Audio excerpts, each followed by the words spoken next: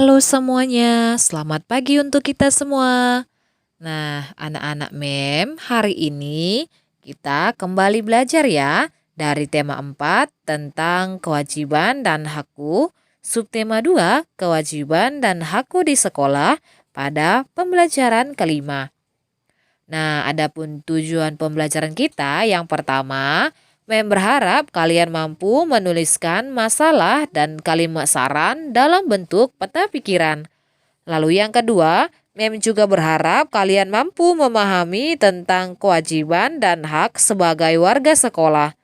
Dan yang ketiga, juga berharap kalian mampu membuat soal cerita pengurangan dua bilangan yang hasilnya diketahui. Nah, itu dia ya tujuan pembelajaran kita. Nah, sekarang kita akan membahas materi kita yang pertama, yaitu tentang menuliskan masalah dan kalimat saran dalam bentuk peta pikiran. Kalimat saran dapat kita temukan dalam sebuah teks yang kita baca atau yang kita dengar. Kalimat saran disampaikan dengan sopan agar lawan bicara kita tidak merasa tersinggung. Nah, anak-anak, setelah kita menyimak sebuah teks, kita dapat menuliskan kembali dalam bentuk peta pikiran. Nah, peta pikiran adalah cara menyajikan suatu informasi dalam bentuk bagan ataupun diagram.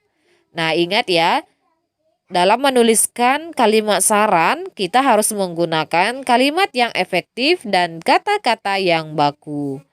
Nah, itu dia ya anak-anak, materi kita tentang menuliskan masalah dan kalimat saran dalam bentuk peta pikiran.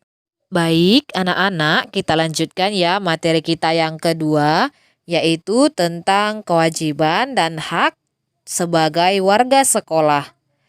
Kegiatan belajar di sekolah dapat berjalan dengan lancar jika semua siswa mau melaksanakan kewajibannya dengan sungguh-sungguh. Nah, berikut ini ada beberapa contoh kewajiban di sekolah dalam kehidupan sehari-hari. Yang pertama, menghormati guru. Lalu yang kedua, menaati tata tertib dan peraturan yang ada di sekolah. Yang ketiga, menjaga ketertiban dan ketenangan di sekolah. Yang keempat, memelihara kerukunan dan persatuan di sekolah. Nah, hak siswa di sekolah yaitu yang pertama, bertanya kepada guru jika ada pelajaran yang tidak dimengerti. Yang kedua, mendapatkan pengajaran dan ilmu pengetahuan dari guru. Yang ketiga, menyampaikan pendapat saat diadakan diskusi kelas. Yang keempat, diperlakukan dengan baik dan adil oleh guru saat belajar di kelas. Nah, jika semua kewajiban dan hak telah dilaksanakan dengan baik dan seimbang, maka semua siswa akan merasa senang dan nyaman di sekolah. Nah, itu dia ya anak-anak, materi kita tentang kewajiban dan hak sebagai warga sekolah. Baik, anak-anak, kita lanjutkan ya materi kita yang ketiga, yaitu tentang membuat soal cerita pengurangan dua bilangan yang hasilnya diketahui. Kita dapat menentukan pasangan bilangan dengan selisih tertentu.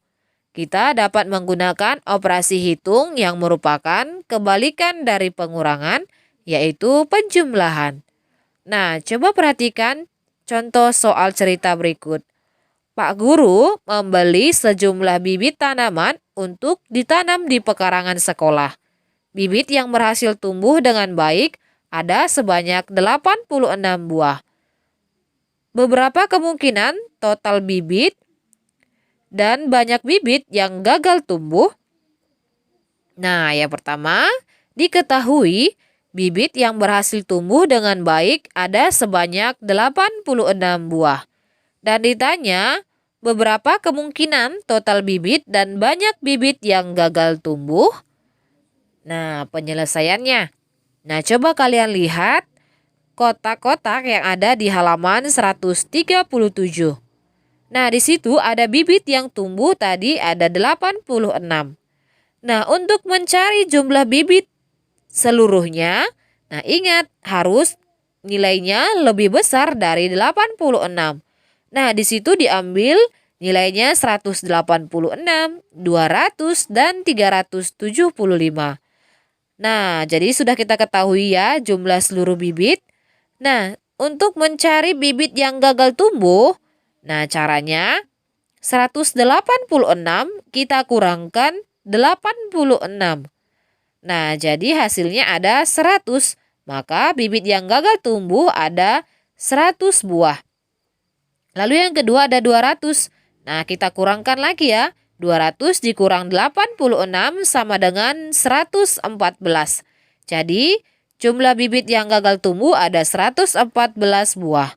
Lalu yang ketiga ada 375. Nah, kita kurangkan jadi 86. Hasilnya 289. Jadi, bibit yang gagal tumbuh yaitu 289. Nah, mudah ya mengerjakannya. Nah, itu dia ya anak-anak, materi kita tentang membuat soal cerita pengurangan dua bilangan yang hasilnya diketahui. Nah, anak-anak, itu dia materi-materi pembelajaran kita hari ini. Semoga kalian dapat memahaminya ya. Nah, jika ada yang belum paham, boleh tanyakan sama Mem atau bisa datang ke sekolah pada hari Kamis ya. Terima kasih.